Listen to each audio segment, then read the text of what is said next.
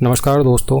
आज हम बात करेंगे एक ऐसे मुद्दे की जो हज़ारों स्टूडेंट्स की मेहनत और सपनों से जुड़ा हुआ है। सुप्रीम कोर्ट ऑफ इंडिया में जूनियर कोर्ट असिस्टेंट यानी कि JCA की वैकेंसी, एक प्रेस्टिजियस मौका। जूनियर कोर्ट असिस्टेंट की वैकेंसी में हिस्सा लेने का और जूनियर कोर्ट असिस्टेंट बनकर सुप्रीम कोर्ट ऑफ इंडिया में एज एम्प्लॉय काम करने का। पर क्या इस मौके तक पहुंचने का पहला कदम इतना मुश्किल बना दिया गया कि बहुत से लोग पीछे रह गए? हम बात कर रहे हैं supreme court of India junior court assistant की 241 वैकेंसीज के बारे में। ये रैंक मित्रा का प्रोवाइडेड डाटा है जिसमें टोटल 21,940 स्टूडेंट्स ने हिस्सा लिया। अपनी आंसर कीज़ का डाटा शेयर करा इस वेबसाइट के साथ और इसके बेसिस पर यहाँ पर आप देख सकते हो ये डाटा। अच्छा, अगर हम बात करें ऑफिशियल कट ऑफ की, वो 100 थी आउट ऑफ 125 यानी कि 80% मार्क्स। और इसे आप अगर कंपेयर करो 2022 की वैकेंसी में, ये 3 मार्च 2023 का स्कोर कार्ड है, तब उस वक्त 63 आउट ऑफ 100 मार्क्स स्कोर करने थे अगर आपको नेक्स्ट ईयर में जाना था। हमें पता है कि तब टाइपिंग पहले हुई थी, साथ में ही हुई थी, यानी कि ऑब्जेक्टिव टाइप टेस्ट के साथ ही टीयर 1 जो था उसमें। और 63 आउट ऑफ 100 यानी कि हर सेक्शन में 50% मार्क्स चाहिए थे उस वक्त।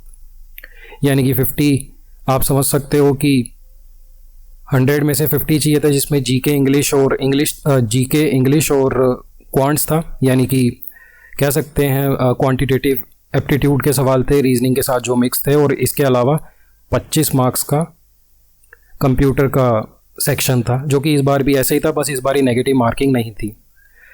5,253 स्टूडेंट्स आप यहाँ पर देख सकते हो, ध्यान से देखो, टोटल स्टूडेंट्स हैं जिन्होंने 100 से ऊपर मार्क्स स्कोर करे, जैसे कि इस बारी ऑफिशियल कट ऑफ 100 है। ये आप देख सकते हो यहाँ पे रो स्कोर दे रखा है, रो स्कोर। और जैसे कि हमें पता है कि एक ही शिफ्ट में इस बार कंडक्ट हुआ ये एग्जाम, और यहाँ पर एवरेज मार्क्स 91.48 रहे। टोटल स्टूडेंट्स जिन्होंने हिस्सा लिया रैंक मित्रा पे, जैसे कि मैंने बताया 21,940 थे। एग्जाम 13 अप्रैल 2025 को हुआ था, एक ही शिफ्ट थी। और ये यहाँ पे सब्जेक्ट वाइज यहाँ पर एवरेज दे रखा है।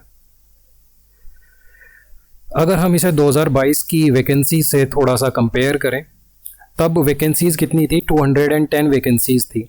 एप्लीकेशन फ़ी की अगर बात करें 500 थी। इस बारी कितनी थी? 1000 रुपये थी। सबसे बड़ा फ़र्क यहाँ पर इतना ज़्यादा जंप आया फ़ी में।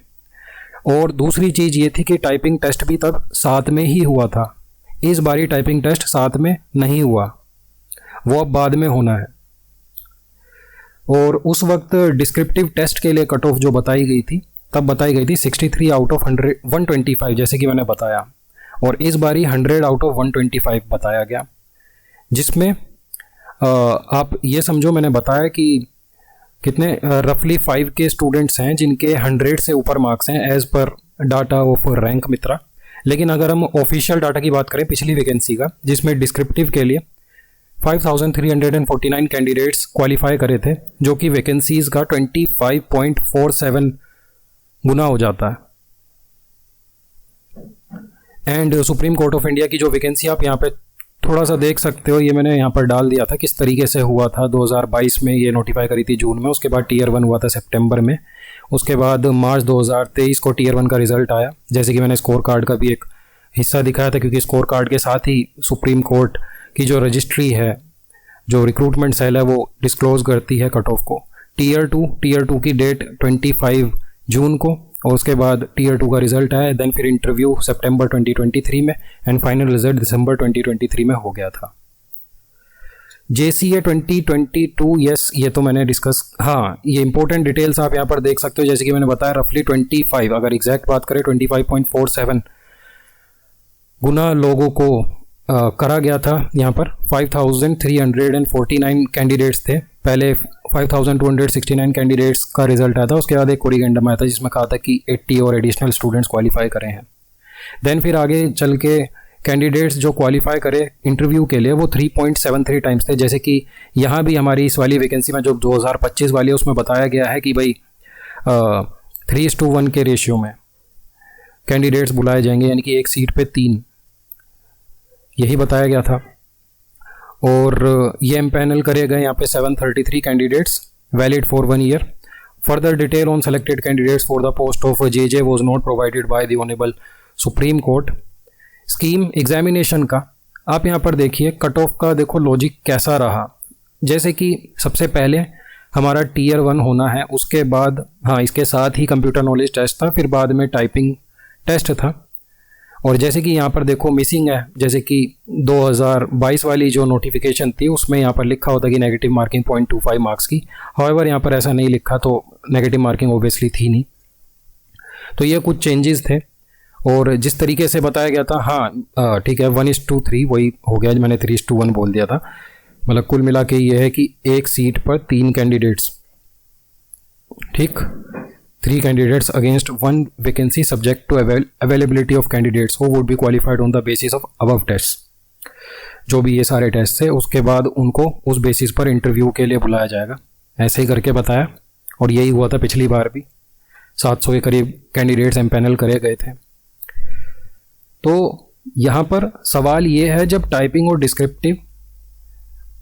और डिस्क्रिप्टिव जैसे बड़े फिल्टर्स जो हैं, आप यहाँ पर देख सकते हो, हाँ टाइपिंग 3rd नंबर पर है कंप्यूटर नॉलेज टेस्ट के साथ, तो ये सब हो गया।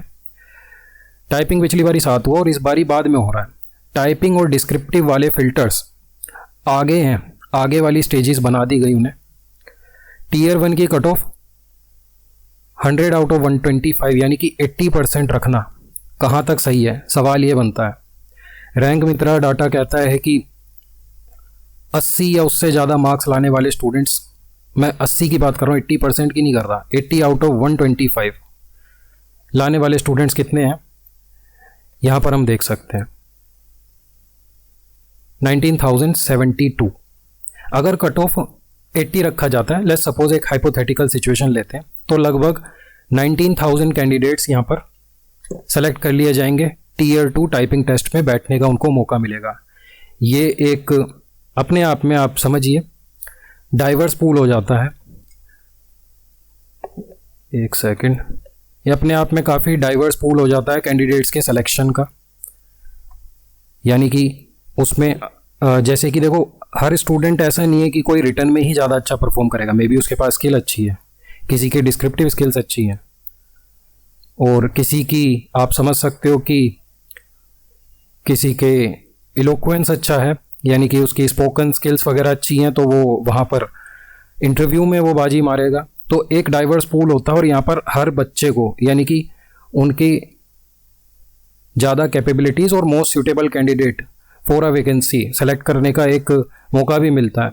और ये अपने आप में आर्टिकल 16 हमारा इंडियन कॉन्स्टिट्यूशन का जो प्रिंसिपल है उससे अलाइन करता है इस तरीके की अप्रोच जिसमें इंक्लूसिव हो। जबकि इस बारी क्या हो रहा है, इस बारी प्रोसेस एक्सक्लूसिव हो रहा है। यहाँ पर बच्चों को बाहर कर दिया जा रहा है, उन्हें एक्सक्लूड करा जा रहा है।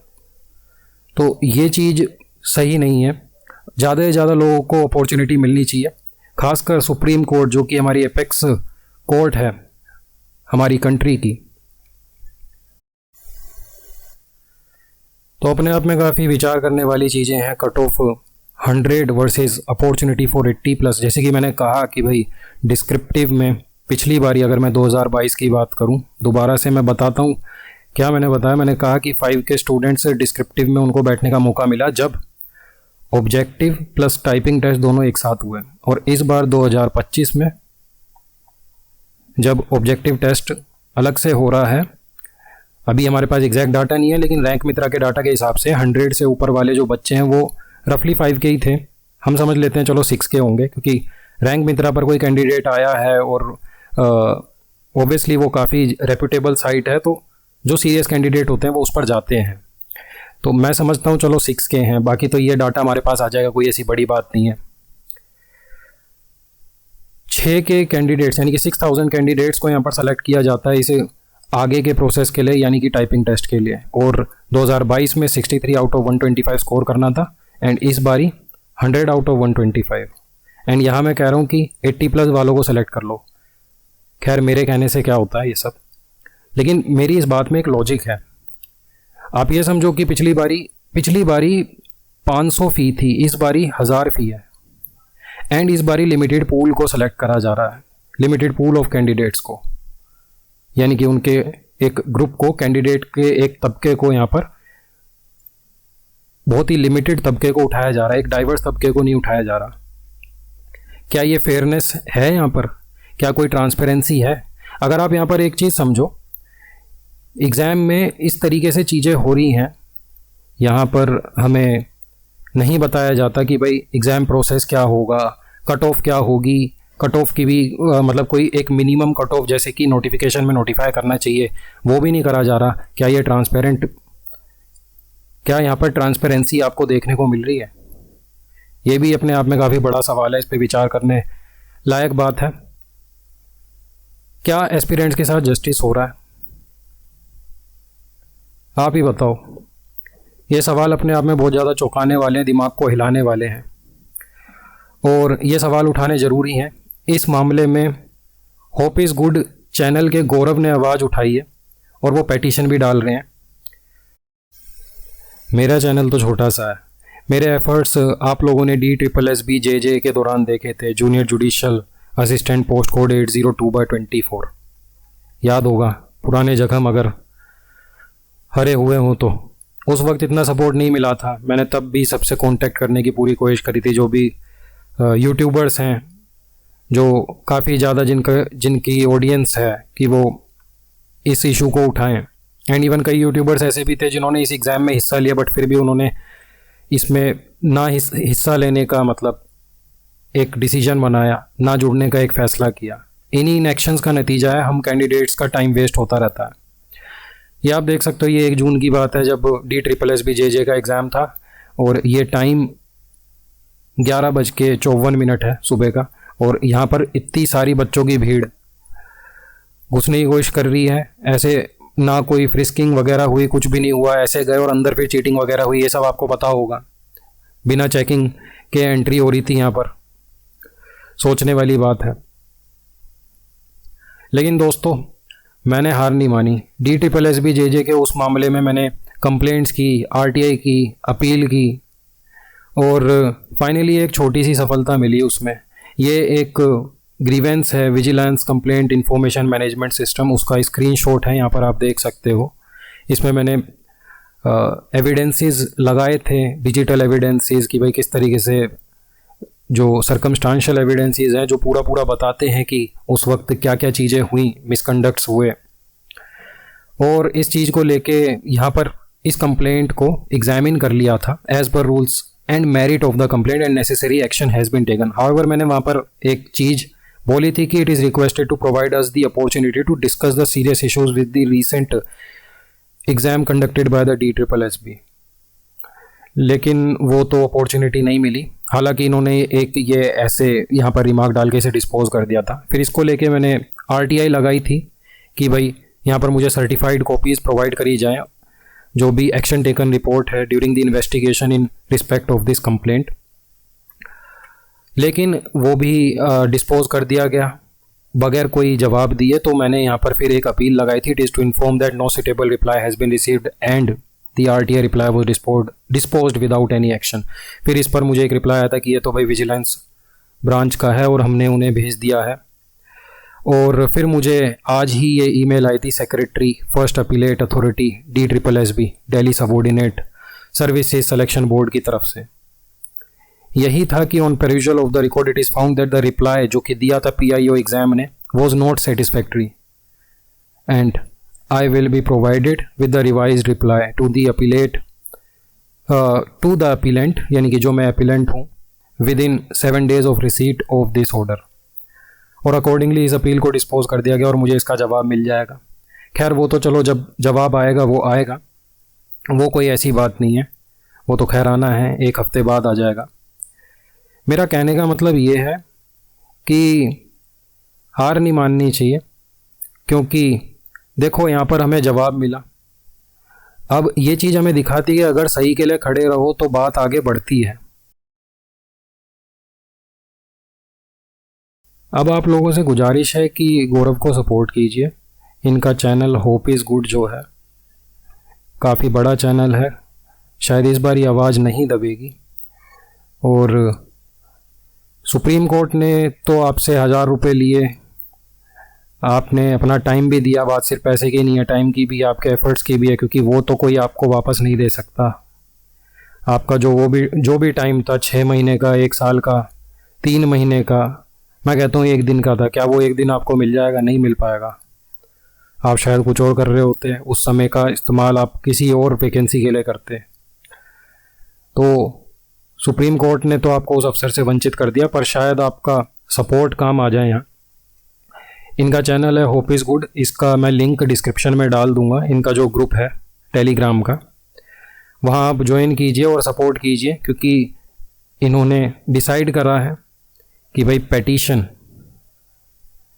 फाइल करेंगे रिलेवेंट जो पॉइंट्स हैं उनके साथ, ताकि आपको आपका हक मिल सके और आगे कभी ये सब चीज़ें ना हो। अब कई लोग ये कहते हैं कि भाई 2022 में क्यों नहीं बोला था? अरे भाई, उस वक्त जो कट ऑफ थी वो 50% थी, और वो सभी के लिए थी, और वो इंक्लूसिव थी, एक्सक्लूसिव नहीं थी। समझो बात को।